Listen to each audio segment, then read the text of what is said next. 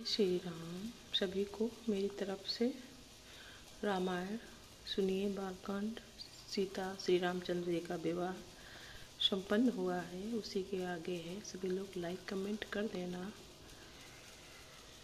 तो बहुत से कंबल, वस्त्र और भांति भांति के विचित्र रेशमी कपड़े जो थोड़ी कीमत के न थे अर्थात बहुमूल्य थे, तथा हाथी, रथ, घोड़े, दास दासियां और गहनों से सजी हुई कामधेनु सरीखी गायें, वस्तु अनेक करिय किम लेखा, कही न जाई जानहि जिन देखा। लोकपाल अवलोक सिहाने, लीन अवधपति सब सुख माने। आदि अनेकों वस्तुएं हैं जिनकी गिनती कैसे की जाए, उनका वर्णन नहीं किया जा सकता। जिन्होंने देखा है वही जानते हैं। उन्हें देखकर लोकपाल भी सिहा गए। अवधराज दशरथ जी ने सुख मानकर प्रसन्नचित्त से सब कुछ ग्रहण किया। दीन जाचकन जो जहि भावा, उबरा जो जनवा से ही आवा। तब करि जोरी जनक मृदुबानी, बोले सब बरात सनमानी। उन्होंने वो दहेज का सामान याचकों को जो जिसे अच्छा लगा दे दिया। वे बच रहा है, वो जानवासे में चला आया है। तब जनक जी ने हाथ जोड़कर सारी बारात का सम्मान करते हुए कोमल बाड़ी से बोले, सन्मानी सकल बरात आदर दान विनय बड़ाई के। प्रमुदित महामुनि वृंद बंदे पूज प्रेम लड़ाई के। सिरुनाई देव मनाई सब सन कहत कर संपुट किए। सुर साधु चाहत भाव सिंधु की तोस जल अंजलि दिए। आदर दान विनय और बड़ाई के द्वारा सारी बारात का सम्मान कर राजा जनक ने महान आनंद के साथ प्रेम पूर्वक लड़ाकर लाड़ करके मुनियों के समूह की पूजा की एवं वंदना की।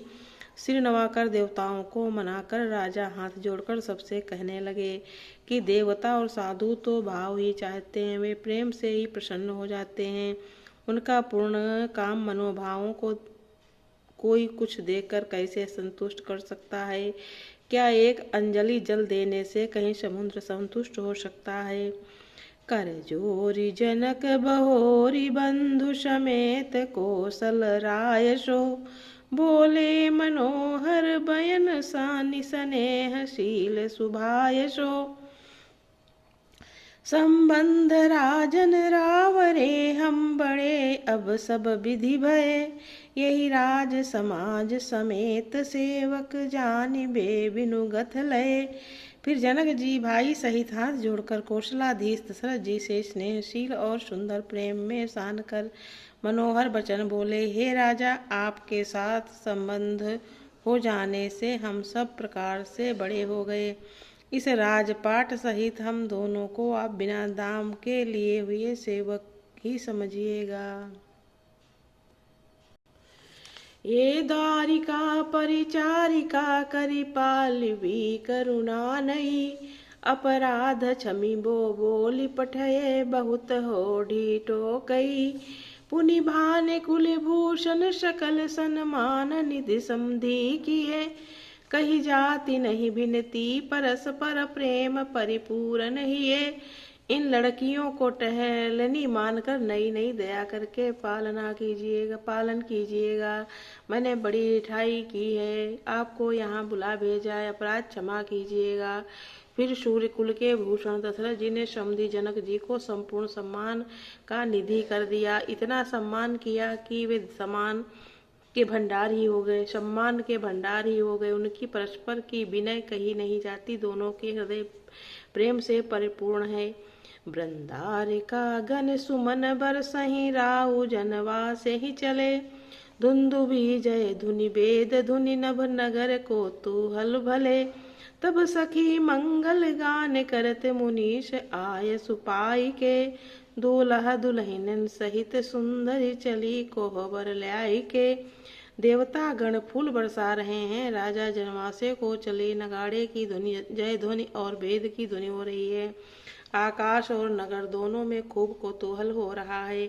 आनंद छा रहा है। तब मुनीश्वर की आज्ञा मानकर सुंदरी सखियां मंगल गान करती हुई दुल्हनों सहित दूल्हों को लिवाकर कोहबर को चली। सो तुम जानहु अंतरयामी, पूरवहु मोर मनोरथ स्वामी। पुनि पुनि राम चितव शिव, सकुचति मनु सकुचैन। हरत मनोहर मीन, छवि प्रेम पियासे नयन। दोहा संख्या 326। बालकांड।